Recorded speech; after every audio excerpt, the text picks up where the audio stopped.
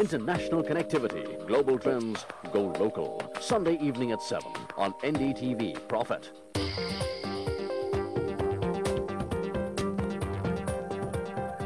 Sujata Dev, as boss of Time Broadband Services, do you agree or support the proposition that the consumer will stop paying for content? Monetization of content will only happen when you have the right content protection.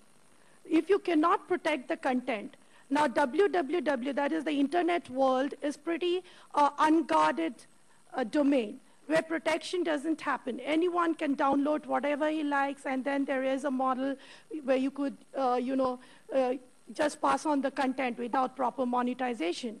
But in a domain where, content protection comes in, then things change. So again, cashing in of content is going to happen because people will have to pay for maybe pay-per-view or maybe for, downloading each ringtone. So that is again there. And I would like to ask my operators, since many of them are here, that yes, content is going to ride on the platforms, whether it be the telecom in the sector of wired or the wireless domain. But what is the biggest consumer problem today is the last mile bandwidth. Because if you do not have the last mile bandwidth, rich media cannot be delivered. And even with the latest of the compression technologies of H.264, you require at least 2 Mbps to have rich media experience uninterrupted on your PC or a television. And therefore, to have, when I say rich media experience, something like a DVD quality experience on the full screen. So is the network or the infrastructure getting developed to give that 2 Mbps on the last mile? Thank you very much. Couple Sood of Sun Microsystems. Should service providers like Airtel and Tata Tele be looking at enterprises for more remunerative content services? See, any enterprise today, which is, I won't even use the word global, but I would say any enterprise which pans out of more than one location, which has employees, customers, partners, which are kind of spread out, they want the enterprise applications to be available to their ecosystem, to their employees, customers, partners. And I think that's another important aspect of content, where people would be willing to pay big monies for that content. See, today you have devices which are smart. Today's cell phones are maybe of the same power as PCs that we used to have a couple of years back. The networks are becoming broader. So there is no reason why the enterprise content can't just flow through these pipes and to these devices and assist the organizations and the customers. I may add.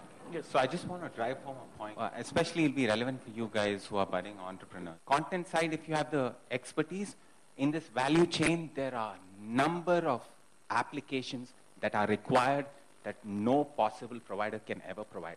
And that is an opportunity for each and every one of you guys to do. Somewhere in the value chain, identify a niche where you can provide. And it can be software-enabled, clearly some intellectual property, and that is where the opportunity lies in making money. And so when you think about the whole chain, you should watch for these companies that actually enable the complete, fill in the gaps, if you will. Thanks, Bruno. David, would you like to take up some of the points which Bruno made? This is a fundamental change in the mobile industry today when people move from a 3 to a 3.5, obviously to 4G, to a DPA-based technology.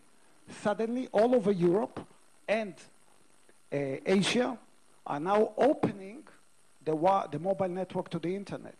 It has tremendous effect because now you need to build totally new ecosystem throughout bringing content through the internet. I mean, rendering, compression, acceleration, everything. But now they're thinking from the business point of view, how can we charge on content? Can we charge on content? Nobody really knows if you can charge on premium content. Because you take YouTube. I will enable you to open up a 3.5G, watch YouTube. It's streaming.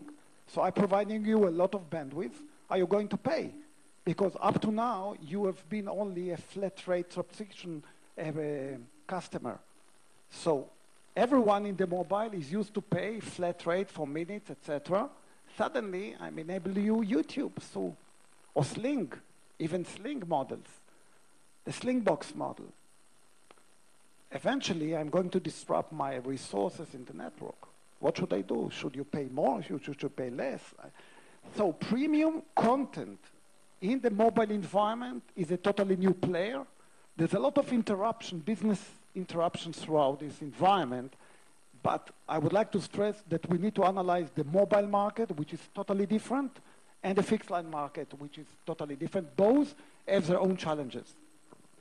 It is said that two heads are better than one, and here we had 11 brilliant minds discussing on content delivery. I'm sure that cleared a lot of cobwebs in our minds, and we would like to thank each of the panelists and the moderator for this thoroughly enjoyable session.